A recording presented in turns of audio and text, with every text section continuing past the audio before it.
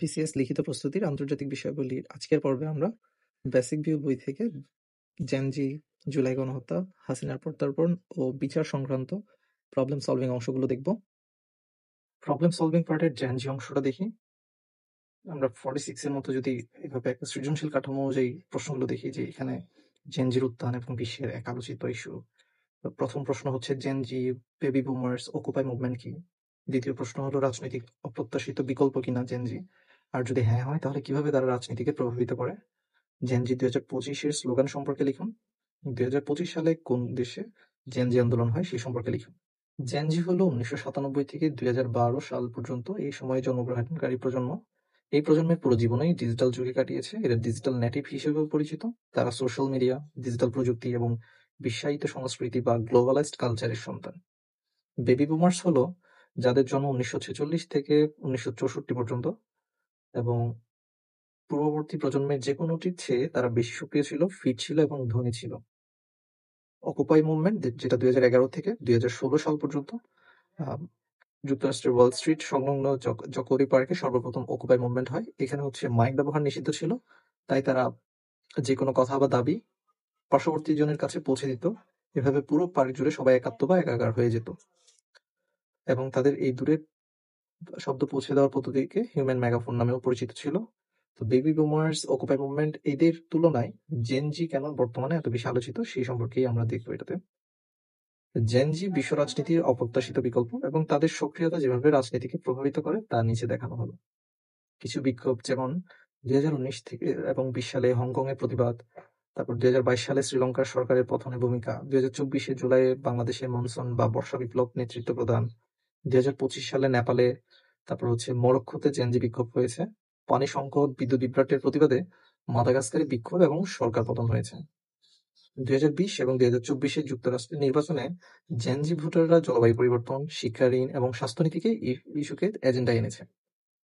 হার্ভার্ডের জরিপ বলছে জেনজি এর ভোটিং শুধু সংখ্যা নয়, বার্তা ও ইস্যু প্রাধান্যের পরিবর্তন ঘটে।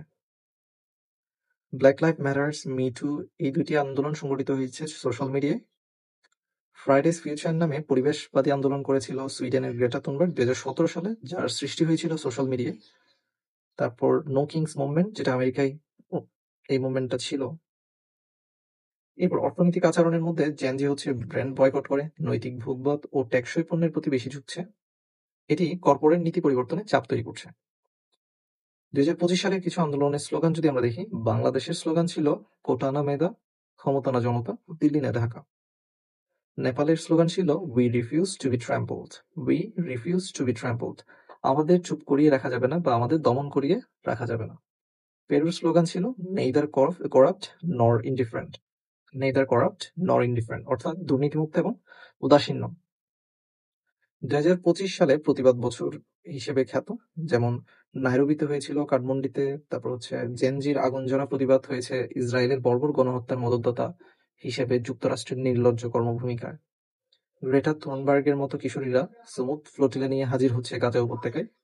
মাদাগাস্কারে 12 ঘন্টায় বিদ্যুৎ ও পানির আউটেজের বিরুদ্ধে প্রতিবাদ করেছিল জেনজি মাদাগাস্কার। ইন্দোনেশিয়ার বালিতে বন্যায় 9 জনের মৃত্যুর ঘটনার পর তীব্র আন্দোলনে মন্ত্রিসভার সদস্যদের পদত্যাগ এবং নীতিগত পরিবর্তন আনতে বাধ্য করেছিল।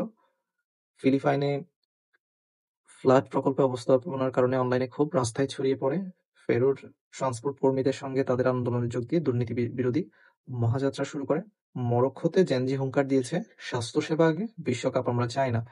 সরকার 2030 বিশ্বকাপের জন্য বিপুল ব্যয় তীব্রভাবে সমালোচিত হচ্ছে, কারণ 2030 সালের বিশ্বকাপ অনুষ্ঠানের জন্য তারা প্রচুর বিনিয়োগ করছে, কিন্তু স্বাস্থ্যসেবা ভেঙে পড়ছে। 2022 সালে শ্রীলঙ্কায়, 2024 সালে বাংলাদেশে, 2025 সালে নেপাল সরকার পতন হয়েছে জেনজি মুভমেন্টে। তাই বলাই যায় বর্তমান জেনজি প্রজন্ম বিশ্ব রাজনীতিকে প্রভাবিত করছে। জুলাই মাস কিলিং, এটা কি জেনোসাইড নাকি ক্রাইম এগেইনস্ট হিউম্যানিটি, এবং এটা রিকগনিশন, এটা রিলেটেড একটা ফ্যাক্ট ফাইন্ডিং পেপার পড়বো আমরা। এই ইনফরমেশনগুলো আমরা চাইলে রচনায় দিতে পারবো, এসেতে দিতে পারবো, বাংলাদেশ বিশ্ববিদ্যালয়ে আমরা ইউজ করতে পারবো। 2024 সালের 1 জুলাই শুরু হওয়া বৈষম্য বিরোধী ছাত্র আন্দোলন প্রতিষ্ঠার মাধ্যমে 24-এর গণঅভ্যুত্থানের সূচনা হয় 5 আগস্ট 2024-এ। হাসিনার পতনের মধ্য দিয়ে সফলতা আসে। বাংলাদেশ গেজেট অনুযায়ী এই আন্দোলনে 836 জন নিহত হয়, আর দেশীয় প্রতিবেদনে বলা হয় 1581 জন শহীদ আর জাতিসংঘের মানবাধিকার হাই কমিশনার অর্থাৎ OHCHR এর মতে ১৪০০ জনের বেশি শহীদ হন এবং ২,০০০ জনের বেশি আহত হন। সাবেক প্রধানমন্ত্রী শেখ হাসিনার নির্দেশে ছাত্র আন্দোলনকে দমন করতে এসব হত্যাকাণ্ড চালানো হয়েছে বলে রিপোর্টগুলোতে উল্লেখ করা হয়। ফ্যাক্ট ফাইন্ডিং দেখি আমরা ২০২৪ সালের গণহত্যা নাকি মানবতা বিরোধী অপরাধ, তার পর্যবেক্ষণ, স্বীকৃতি আদায়ের কূটনীতিক সুপারিশ কি হতে পারে।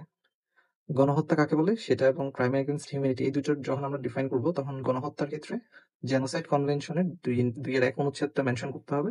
মানবতা বিরোধী অপরাধ যখনই আমরা বলতে যাব তখন রোম স্ট্যাটিউ ১৯৯৮ আমাদের মেনশন করতে হবে। ১৯৪৮ সালে জাতিসংঘের জেনোসাইড কনভেনশনের অনুচ্ছেদ ২-এর ১ অনুযায়ী কোনো একটি জাতীয় বা জাতিগত, বর্ণগত বা ধর্মীয় গোষ্ঠীকে সম্পূর্ণ বা আংশিক ধ্বংস করার উদ্দেশ্যে ৫টি অপরাধ যদি করা হয় সেসব তাহলে গণহত্যা হিসেবে পরিচিত হবে। একটি হচ্ছে কোনো জাতি বা সম্প্রদায়কে মেরে ফেলা, ২ নম্বর হচ্ছে শারীরিক বা মানসিকভাবে ওই গ্রুপের মানুষদের প্রচন্ড ক্ষতি সাধন করা, ৩ নম্বর হলো ইচ্ছাকৃতভাবে এমন পরিস্থিতির সৃষ্টি করা যাতে ওই জাতিটি সম্পূর্ণ বা আংশিক ধ্বংস হয়ে যায়, ইচ্ছাকৃতভাবে কোনো গোষ্ঠীর জন্ম নিয়ন্ত্রণ করার জন্য বাধ্যতামূলক পদক্ষেপ গ্রহণ করা, জোরপূর্বক ওই জাতিগোষ্ঠীর বাচ্চাদের অন্য জাতিগোষ্ঠীতে প্রেরণ করা। আমি একটু আবার রিপিট করি, ওই জাতি বা সম্প্রদায়কে মেরে ফেলা, শারীরিক বা মানসিকভাবে প্রচন্ড ক্ষতি সাধন, এমন পরিস্থিতি সৃষ্টি করা যাতে করে সম্পূর্ণ বা আংশিক ভাবে জাতিটি ধ্বংস হয়ে যায়, জন্ম নিয়ন্ত্রণ করার জন্য বাধ্যতামূলক পদক্ষেপ গ্রহণ, সর্বশেষ হলো বাচ্চাদেরকে যদি অন্য জাতিগোষ্ঠীতে প্রেরণ করা হয়। তাহলে এই ৫টা অনুযায়ী গণহত্যা হিসেবে পরিচিত হবে। আর মানবতা বিরোধী অপরাধের ক্ষেত্রে রোম স্ট্যাটিউ ১৯৯৮ সালের আর্টিকেল অনুযায়ী ১১টি অপরাধ মানবতা বিরোধী অপরাধ, যাদের মধ্যে উল্লেখযোগ্য হলো খুন, উচ্ছেদ, দাসত্ব, কারাবাস, গুম, নিপীড়ন, জোরপূর্বক ধর্মান্তর, বর্ণবৈষম্য ইত্যাদি। তবে শর্ত থাকে যে বিস্তৃত ও আংশিক আক্রমণের মাধ্যমে রাজনৈতিক স্বার্থ হাসিল হলে তখন তা মানবতা বিরোধী অপরাধ হিসেবে গণ্য হবে। এখন যদি পর্যবেক্ষণ দেখি আমরা, এটা কি গণহত্যা নাকি মানবতা বিরোধী অপরাধ? যদি আমরা বলি গণহত্যা নয়, সেই পক্ষে কিছু যুক্তি যেমন পুলিশ, র্যাব, আনসার, বিজিবি সহ আইন শৃঙ্খলা বাহিনী নির্দিষ্ট গোষ্ঠীকে উদ্দেশ্য করে হত্যাকাণ্ড চালায়নি। তারা চেয়েছে রাজনৈতিক প্রতিপক্ষের নিবৃত্তি বা রাজনৈতিক প্রতিপক্ষকে দমন করতে চেয়েছিল। ২ নম্বর যুক্তি হচ্ছে এই হত্যাকাণ্ড নির্দিষ্ট গোষ্ঠীকে ইন্টেন্ট টু ডিস্ট্রয় নিশ্চিত করা হয়নি, অর্থাৎ নিশ্চিহ্ন করার কোনো ধরনের পদক্ষেপ ছিল না। ৩ নম্বর যুক্তি হলো এই হত্যাকাণ্ড জাতীয়তা, ধর্ম, বর্ণ, বংশ নিশ্চিহ্ন করার উদ্দেশ্যে সংগঠিত হয়নি। তাহলে গণহত্যা যদি না হয় যে মানবতা বিরোধী অপরাধ হবে। এই পক্ষে কিছু যুক্তি হলো এই হত্যাকাণ্ড রাজনৈতিক প্রতিপক্ষকে নিবৃত্তির জন্য সংগঠিত হয়েছিল এবং সিস্টেমেটিক অ্যাটাক হিসেবে বিবেচিত ছিল, যার লক্ষ্য ছিল নির্দিষ্ট গোষ্ঠীর বাইরে সকল গোষ্ঠীর আন্দোলনকারীগণকে নিবৃত্ত করা। পর্যালোচনা এবং মূল্যায়ন যদি আমরা দেখি, ১৯৪৮ সালের গণহত্যা সনদ অনুযায়ী জুলাই আগস্টের ম্যাসাকারকে জেনোসাইড বলা সম্ভব না হলেও মাস কিলিং অর্থে বাংলায় এটাকে গণহত্যা হিসেবে পরিচিতি পেয়েছে। আইসিসির সংজ্ঞা অনুযায়ী বাংলাদেশে ২০২৪ সালের জুলাই আগস্টে সংগঠিত অপরাধকে গণহত্যা বলা কঠিন। জুলাই আগস্টে সংগঠিত অপরাধ রোম চুক্তির ৭ নম্বর অনুচ্ছেদ অনুযায়ী মানবতা বিরোধী অপরাধ বলে বেশি যৌক্তিক। শেখ হাসিনার এবং তাদের দোসরদের বিরুদ্ধে জেনোসাইড বা গণহত্যার অভিযোগ সুস্পষ্টভাবে আনা কিছুটা কঠিন, তবে তাদের বিরুদ্ধে মানবতা বিরোধী অপরাধের অভিযোগ আনা যেতে পারে। মানবতা বিরোধী অপরাধের আন্তর্জাতিক স্বীকৃতি কেন জরুরি? যাতে করে অপরাধের বিচারের আন্তর্জাতিক মানদণ্ড নিশ্চিত করা যায়, ভবিষ্যতে কোনো রাজনৈতিক সরকার যাতে এই হত্যাকাণ্ডের বিচারকে প্রভাবিত করতে না পারে সেটা নিশ্চিত করা যাবে, হত্যাকাণ্ডের বিচারকে সহজ এবং গ্রহণযোগ্য করা যাবে, আইসিসিভুক্ত ১২৫টি দেশে শেখ হাসিনাকে পাকড়াও করতে প্রস্তুত থাকবে যদি মানবতা বিরোধী অপরাধের আন্তর্জাতিক স্বীকৃতি পায়। মানবতা বিরোধী অপরাধের স্বীকৃতির জন্য বাংলাদেশ কি কি পদক্ষেপ নিতে পারে? আইসিসিতে ক্রাইম এগেইনস্ট হিউম্যানিটি স্বীকৃতির আবেদন করতে পারে এবং কূটনৈতিক তৎপরতা চালানো যেতে পারে। বিদেশি বাংলাদেশের দূতাবাস, কনসুলেট, মিশনগুলোতে সভা, সেমিনার, প্রদর্শনীর মাধ্যমে মানবতা বিরোধী অপরাধের দৃষ্টান্ত তুলে ধরা যেতে পারে। ২০১০ সালে ২৩ মার্চ শেখ হাসিনা সরকার রোম স্ট্যাটিউ ১৯৯৮ স্বাক্ষর করেছে, সেহেতু শেখ হাসিনা সরকার এই বিধির মধ্যে স্বাভাবিকভাবে অন্তর্ভুক্ত হতে পারে এবং বৈশ্বিক মিডিয়া এবং সংস্থার নিকট এই মর্মে রিপোর্ট প্রদান করা যেতে পারে। ইউএনএইচআরসি এবং ইউএন ফ্যাক্ট ফাইন্ডিং, তারপর সাধারণ পরিষদের থার্ড কমিটি, গুম কমিশন, এইসব প্রতিষ্ঠান দ্বারা স্বীকৃতি প্রদানের কূটনীতিক প্রচেষ্টা চালানো যেতে পারে। মানবতা বিরোধী অপরাধ নিয়ে গবেষণা করে এমন গোষ্ঠী, গবেষক এবং সংস্থার পরামর্শ নেওয়া যেতে পারে এবং পররাষ্ট্র মন্ত্রণালয়, প্রবাসী কল্যাণ মন্ত্রণালয় যৌথ সেল গঠন করে মানবতা বিরোধী অপরাধের তথ্য প্রমাণাদি সংরক্ষণ করে জাতিসংঘ সহ আন্তর্জাতিক সম্প্রদায়ের নিকট প্রেরণ করা যেতে পারে। আইসিসিতে বিচার প্রক্রিয়া শুরু করা যেতে পারে। তাহলে ভবিষ্যতে বাংলাদেশের সরকার পরিবর্তন হলেও বিচার প্রক্রিয়া বন্ধ করা সম্ভব হবে না। আন্তর্জাতিক অপরাধ ট্রাইব্যুনালে গণহত্যার সুষ্ঠু ও স্বচ্ছ বিচার সম্পন্ন করতে রাজনৈতিক ঐক্য খুবই জরুরি। পতিত সরকার শুধু জুলাই ২৪ হত্যাকাণ্ড সংঘটিত করেনি, এছাড়াও ৪টি নির্মম অপরাধ সংঘটিত করেছে। একটি হচ্ছে বিডিআর হত্যাকাণ্ড ২০০৯, আরেকটা হলো ধারাবাহিক গুম, ২০১৩ সালে শাপলা চত্বর হত্যাকাণ্ড, বিচার বহির্ভূত হত্যাকাণ্ড।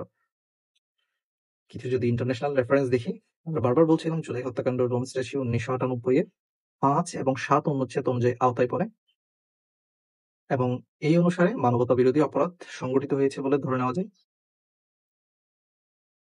এবং শেখ হাসিনার শাসনামলে সংঘটিত মানবতা বিরোধী অপরাধের জন্য আইসিসিতে মামলা করা যেতে পারে। জাতিসংঘের মানবাধিকার কমিশনার ভলকার টুর্ক তার মন্তব্যে মানবাধিকার লঙ্ঘনের বিষয়টি প্রকাশ করেছেন। আইসিসি থেকে বলা হয়েছে জুলাই হত্যাকাণ্ড নিয়ে আইসিসিতে মামলা করা যাবে, অর্থাৎ যে ৪টি অপরাধে মামলা করা যায় তার মধ্যে মানবতা বিরোধী অপরাধের বিচার শীর্ষে। হাসিনাস এক্সট্রাডিশন বা সরকার শেখ হাসিনাকে বিচার প্রক্রিয়ার মুখোমুখি করার জন্য ভারতের কাছে প্রত্যর্পণের চিঠি ইস্যু করেছে। ভারত এই সংক্রান্ত কূটনৈতিক নোট পাওয়ার বিষয়টি স্বীকার করেছে, কিন্তু শেখ হাসিনাকে প্রত্যর্পণের প্রতিশ্রুতি দিচ্ছে না বা প্রক্রিয়া শুরু করছে না।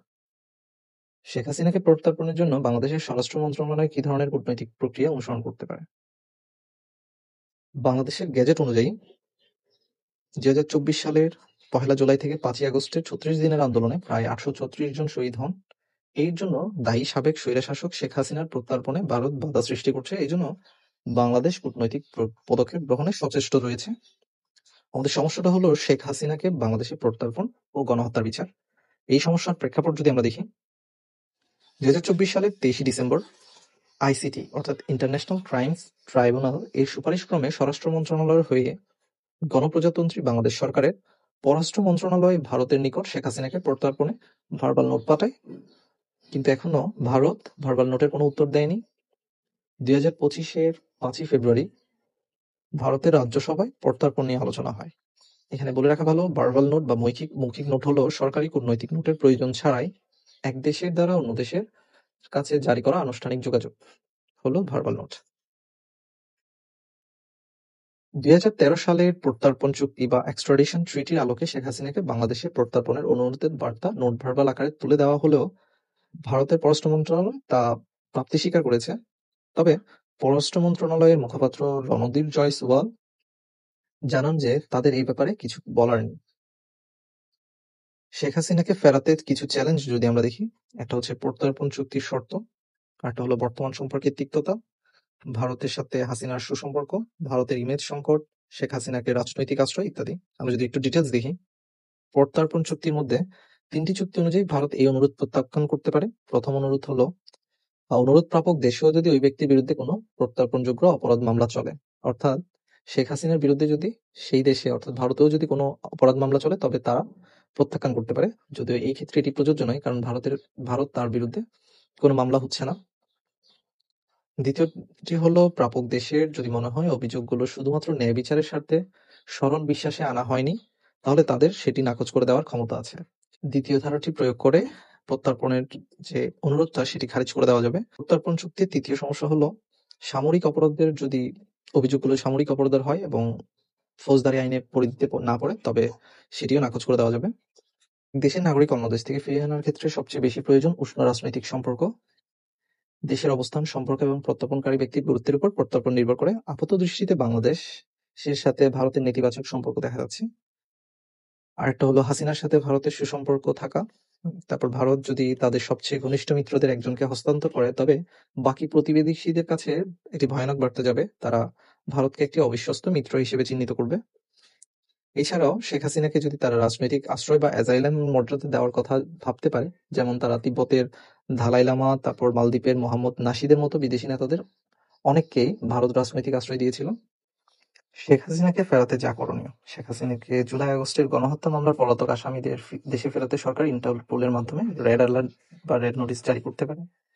ভারত যদি তাকে প্রত্যর্পণ না করে তাহলে দেশে ভারত বিরোধী মনোভাবের আরো তীব্র হবে, এই বিষয়টি ভারত সরকারকে বোঝানো যেতে পারে। শেখ হাসিনাকে ফিরিয়ে আনার বিষয়টি যেহেতু নির্ভর করছে দিল্লির রাজনৈতিক সিদ্ধান্তের উপর, সেক্ষেত্রে কূটনৈতিক প্রচেষ্টার পাশাপাশি রাজনৈতিক প্রচেষ্টাও জরুরি।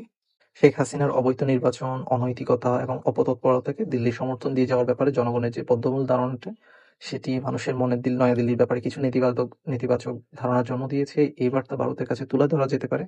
ভারত ও বাংলাদেশের প্রত্যর্পণযোগ্য অপরাধের মামলায় অভিযুক্ত বা ফেরারি আসামি ও বন্দীদের একে অপরের কাছে হস্তান্তরের জন্য যে চুক্তি আছে 2013 থেকে, সেই চুক্তির আলোকে হাসিনাকে ফেরত চাইতে পারে। সাধারণ পরিষদের থার্ড কমিটির মাধ্যমে জুলাই হত্যাকাণ্ড গণহত্যার স্বীকৃতি আদায় করা যেতে পারে। যেহেতু জাতিসংঘের মানবাধিকার বিষয়ক হাই কমিশনার রিপোর্ট অনুযায়ী এই হত্যাকাণ্ডের মূল পরিকল্পনাকারী এবং আক্রমণের ঘোষক হিসেবে শেখ হাসিনাকে অভিযুক্ত করেছে, সেহেতু ভারতের দায় রয়েছে শেখ হাসিনাকে ফেরত দেওয়ার ক্ষেত্রে। বিষয়টি কূটনীতিকদের উপস্থাপন করা যেতে পারে। সার্বজনীন মানবাধিকার ঘোষণাপত্র অর্থাৎ ইউডিএইচআর 1948 অনুসারে পদক্ষেপ নেওয়া গেলে ভারতের প্রতি নৈতিক চাপ সৃষ্টি করা যেতে পারে। ইন্টারন্যাশনাল কিছু রেফারেন্স হলো এক্সট্রাডিশন ট্রিটি 2013 অনুযায়ী কোনো অভিযুক্তের হস্তান্তর চাওয়ার সময় অনুরোধকারী দেশকে সেই সব অভিযোগের পক্ষে কোনো সাক্ষ্য প্রমাণ পেশ না করলেও চলবে, শুধু সংশ্লিষ্ট আদালতের গ্রেপ্তারি পরোয়ানা পেশ করলেই সেটিকে বৈধ অনুরোধ হিসেবে ধরে নেওয়া হবে। আর রোম স্ট্যাটিস্যু 1998 এর আর্টিকেল 7 অনুযায়ী মানবতা বিরোধী অপরাধে জড়িত হলে গ্রেপ্তার করা যাবে।